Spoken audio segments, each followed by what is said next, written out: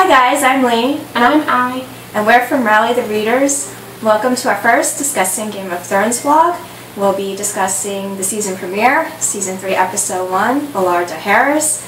And I hope I said that right. Probably not. That's disclaimer number 1. We tend to mispronounce a lot of the names. And even when we hear them correctly on the show, we still mispronounce them. So we know we're wrong. And our second disclaimer is with the spoilers. We're going to be talking about the whole show, so if you haven't watched it yet, don't watch this. Definitely not, because we kind of tend to talk about everything, including how it was in the books. Yes. Things like that. So, unfortunately, you had a TV scheduling conflict on Sunday. I know, because of the Walking Dead season finale. I couldn't watch the premiere the night, so I had to watch it Monday after school. I'm sorry, I watched it on Sunday night. I couldn't wait. Okay. But I didn't mind rewatching it again at all. So, question for you. Yes. Who do you think would win in a fight? Walking Dead zombie, Game of Thrones White Walker? The White Walker. Why? Obviously. Because they're smarter than zombies. Oh, that's very true. When they go killing, they really seem to know what they're doing. Right? So, we picked off where we left off last season with poor Sam. Oh, He chased by the White Walker. He's running in the snow. That's awful. I was really scared for him. I knew he was going to be fine. I was still scared for him, I knew that, but I was still scared for him, especially the one that was ready to kill him, and Ghost jumped in. Yes, that was so cool. I love Ghost. And then Lord Commander Mormont came with the torch. And the ravens Had one job. And I felt so bad for him because he just did that little head shake, and nope, he didn't send the ravens. It's okay. I forgive him. So do I. I mean, you know, I would have forgotten to send the ravens as well. Ran. Me too. Forget it. Out of there. So, and then we cut to Jon and Ygritte, and big moment, he got to meet the King Beyond the Wall, Mance Rayder. I thought it was kind of a letdown. I don't like Mance. I thought he was actually kind of wimpy. He wasn't very king-like. I know he's not supposed to be king-like, but he really wasn't what I expected. The funny thing is, when Jon thought Tormund Giantsbane was Mance and he was kneeling down, Yes. and they all laughed so hard at him, I felt bad for him then. Yeah. Because I love Jon. Me too. I'm worried though, because like, when he was talking to Mance, he seemed really honest about wanting to join them. I did too. I mean, I know from last season the Half Hand told him to do what he had to do. A spy among the wildlings was invaluable, but he really said it with such conviction that he wanted to be one of them. I'm scared he's going to join them. So it's interesting. It's interesting because, I mean, in the past they have diverged from the book, so you never know.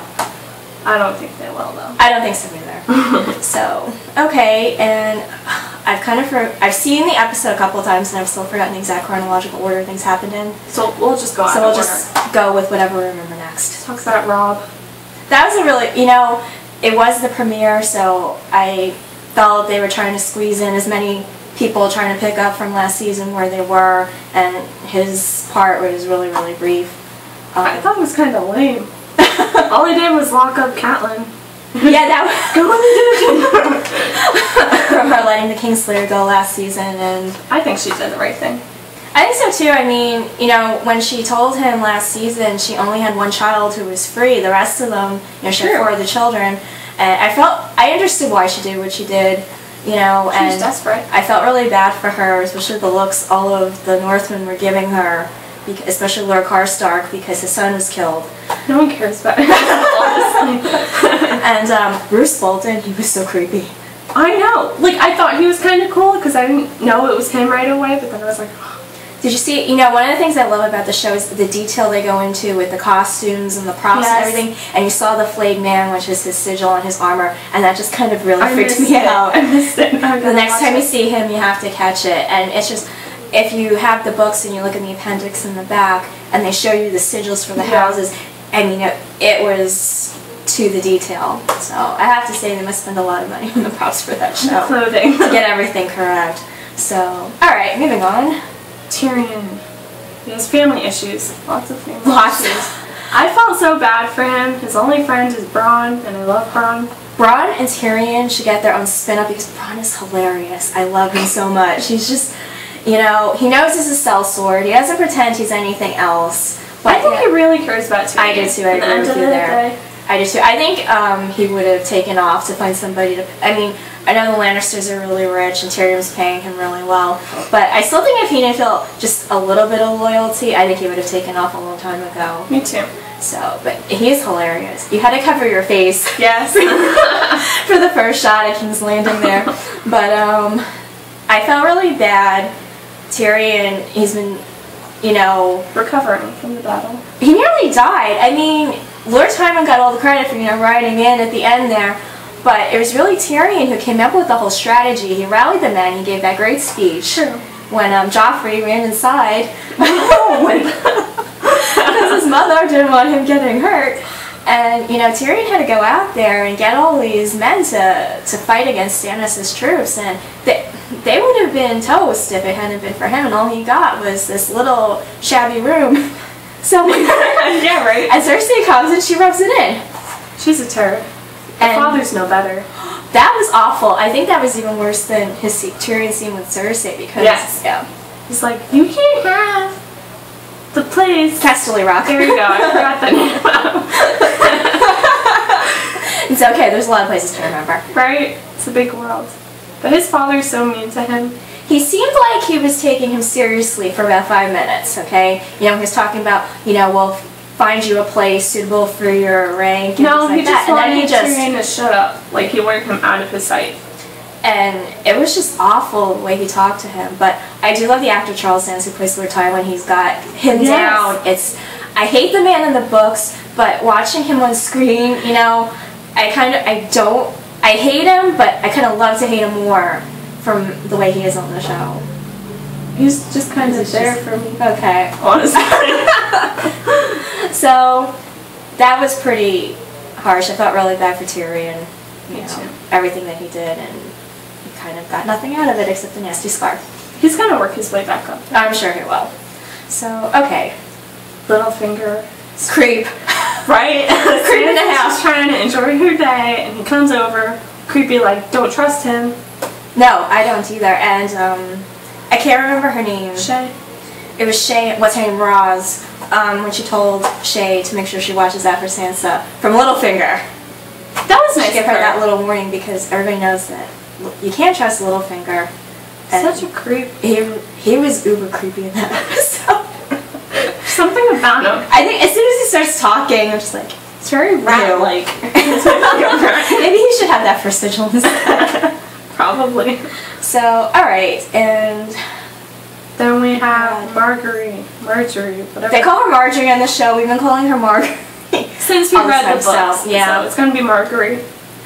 And I don't know, you know, like when she was helping everyone, like all those little kids, it seemed really fake to me, and I thought so too. The funny thing is, I saw her on the Tudors as Anne Boleyn, and I'm so used to seeing her plotting on that show that when I see her here, I can't help thinking she has an ulterior motive for everything. But I agree with you. I think even here, she's up to something. She's trying to, I think, outdo Cersei, where, you know, everybody kind of hates Cersei, and I think she's trying to say, well, I'm not Cersei, you know, look at me. She's going to turn out like Cersei. I think so too, and she's definitely got her eye on the throne, and that dinner was still awkward. I was awkward just sitting there watching it. I just wanted it to be over. Cersei, what did she have in her hand? Was it a fork, I think? That's what it looked like.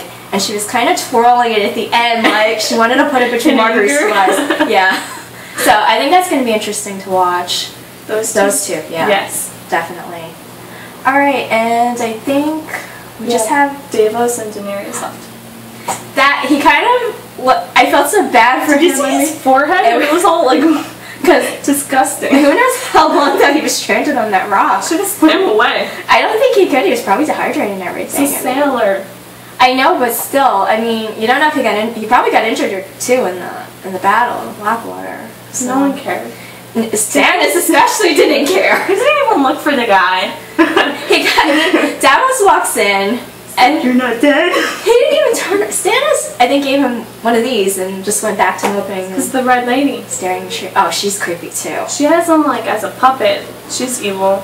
She needs to go. She's really scary. And then all Davos got for his hard work was thrown in the dungeon.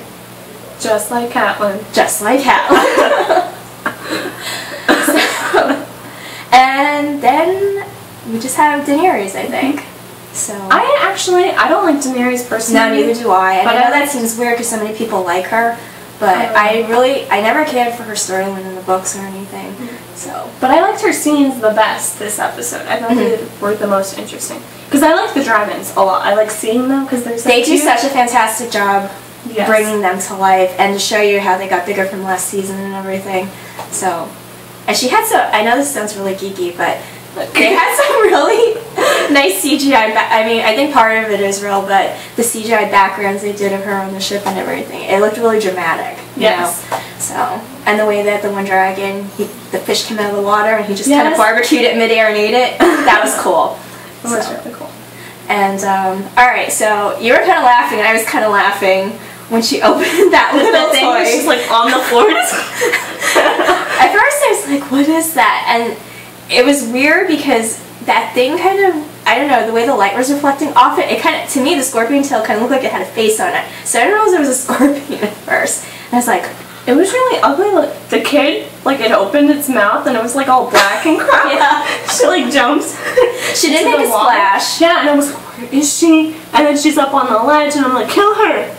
But they just let her go. They just let her go. Because Daenerys' savior was... Barristan in the vault. That was pretty epic, and I liked how they showed you, before the episode started, when they kind of They reminded you of his last scene when they were trying to make him retire from the Kingsguard. I know, and threw it in their face. Yeah, he threw back his cloak and was Barristan the Bold. The look on Mormont's face was priceless, and he had his hand on the hilt of his sword, too, like, I don't like this guy.